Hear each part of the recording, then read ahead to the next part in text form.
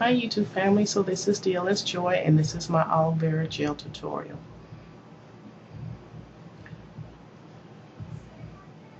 So the things that you will need will be your aloe vera leaf, vitamin C, vitamin E, blender, knife, and strainer is an option. Here I have my aloe vera leaf and I'm showing you my vitamin C. I'm using the tablets because that's what I have around the house since I take vitamin C. And then my vitamin E oils, and I have two different vitamin E oils, and I use both because there's additional oils that I like, and since I am using this for the hair, that's going to act as part of my conditioner, my aloe vera gel conditioner. And it's also good for the skin, which I'm showing you here. So yeah, this aloe vera gel is good for hair and for your skin, for burns and cuts and things like that. Also, you will need jars to store your aloe vera gel, and you have to keep this in the refrigerator, even though there's a preservative, but it just keeps it from going bad in the refrigerator. I'm showing you the bowl because usually I cut my aloe vera on this table here and put it in a bowl, and my blender is usually in my kitchen. But for video purposes, I bought the blender out here. Yeah, that's what I'm saying all in my voiceover. And then a knife in order to cut the aloe vera. The strainer is optional because what I find with the aloe vera gel is it does have sediments in it. It's kind of like, you know, when you open a can of pineapple, like chunks, and all that little pieces that's in there. That's what I find that's in the aloe vera gel. So a strainer is basically more to keep me from clogging up my spray bottle. So I strain it with each use. So like I said, to keep me from clogging up my spray bottle. So that's what the strainer is for. And so once I get through rambling in the silent video, we'll get started with cutting the aloe vera. I went ahead and bought 3 this time. Usually my local store where I get them, they're usually pretty big and I usually only have to buy 1. But this time around they were small, and so I bought 3 just to be on the safe side, because usually I can get 3 jars worth of the aloe vera gel. So I cut the ends, and then I'm going to cut the pointed parts on the sides, and that's what I'm doing here. I said, and this just helps to get to the gel easier, and it helps keep you from pricking yourself, because those little things are sharp. Not as sharp as a rose thorn, but they're still sharp. And so here I am trying to cut the outer part of the aloe vera leaf, not cut so much into the gel as much as I can. So that's what I'm doing. And I find that if I had cut this in small pieces and then tried to fillet, I guess that's what you call it, try to fillet and get the gel, I think it probably would have been easier, but didn't think about that at the time. So, but that's fine. You know, whichever way it works, if you just, you know, decide to try this for yourself. And while I am cutting this, just a little bit more information. The reason why I use the aloe vera gel as my hair conditioner is, I don't know what it is, if it's my age, I've gotten older, but I seem to have just gotten very sensitive to a lot of stuff that I could use in my 20s and 30s, like my late 30s, 40s. It's like I can't use it anymore. So I found this as an alternative to hair conditioner. Now, as you saw in my 5-year of having my locks, that I do use the 2-in-1 Head and Shoulders Um, but to me, that just has a small amount of conditioner. Um, and I don't feel that it bothers my scalp as much as if I just use a separate conditioner. And I find that the aloe vera gel does make my hair really soft. Um, so, like I said, I like to use it. And plus, you know, with the vitamin E oil that I have with the additional oils, I think gives added benefit. So I am slicing up the gel. I said trying to get as close to the other skin as possible so that I can get all the gel that I can um, out. And then I go ahead and place that in the blender. So that's what I'm doing now.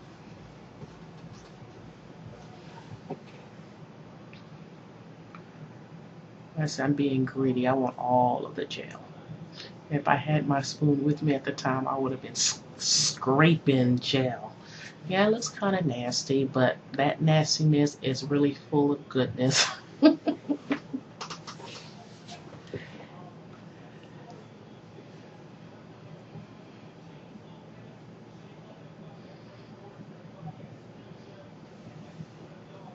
I say, and this is my third time making the aloe vera gel, and it's definitely something that I will continue doing. Like I said, I like the benefits of it, and so yeah, and I was like, if it works, you know, why stop using it?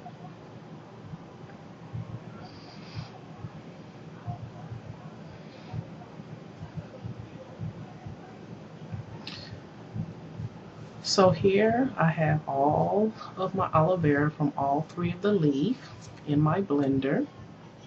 And so I'm actually adding 2 tablets of the vitamin C only because this is a lot of gel. So really eyeball it. If you have just a little bit of gel, probably a half or a whole vitamin C tablets. I believe they have citric acid powder, uh, but I wouldn't know where to buy it. But I said vitamin C is a citric type of acid, so that's why I'm using that. And then I'm using putting some of my vitamin E oil also in the blender. Like I said, I used 2 different types.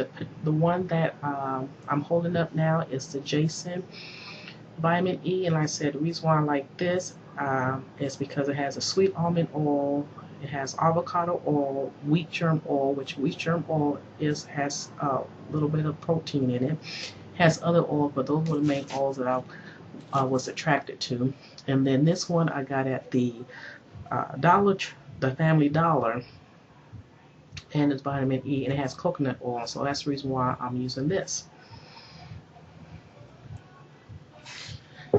And so I didn't really measure it, but I would say start off, like I said, depending on how much gel you have, a half a teaspoon to a teaspoon. You know, I said you have to really eyeball it. I wouldn't use too much. And here I blend it, and it does get really, what's the word, frothy, I guess is the word I'm looking for, very foamy like. But all that will settle down once you put it in the jar and it just sets. And here I'm just checking around, make sure that I didn't get all the gel. And I'm going to blend it one more time. Like I said, just to make sure I got all the gel, that it's been blended really good.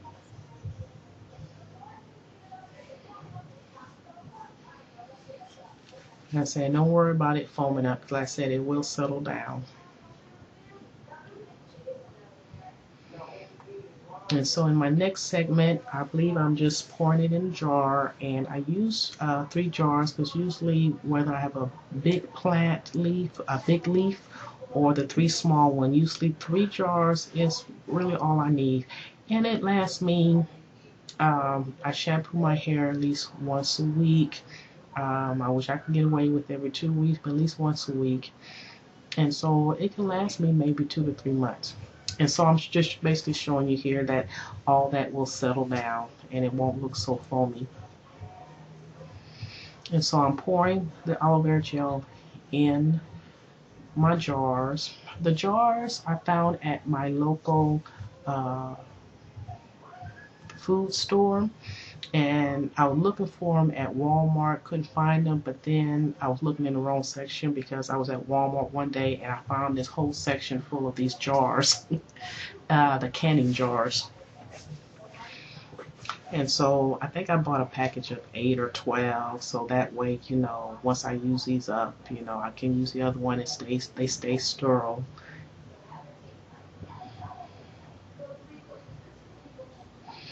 So I am putting my gel in the jars.